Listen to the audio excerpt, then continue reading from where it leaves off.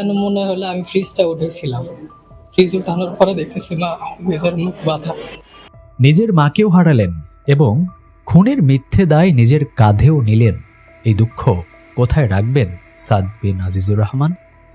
বগুড়ায় গৃহবধূকে হত্যার পর ডিপ ফ্রিজে রাখার ঘটনায় নতুন মোড় নিয়েছে।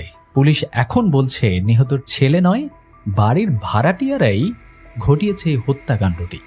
এ ঘটনায় গ্রেফতার করা হয়েছে 3 জনকে।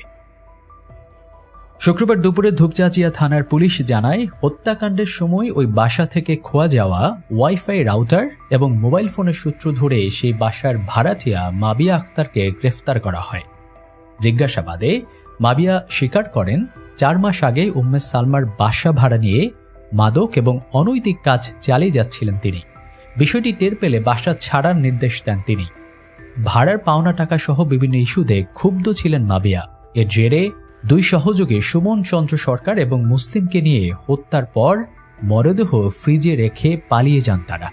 আর সেই খুনের দায় চাপানো হয় নিজের গর্ভে ধারণ করা আপন ছেলের প্রতি।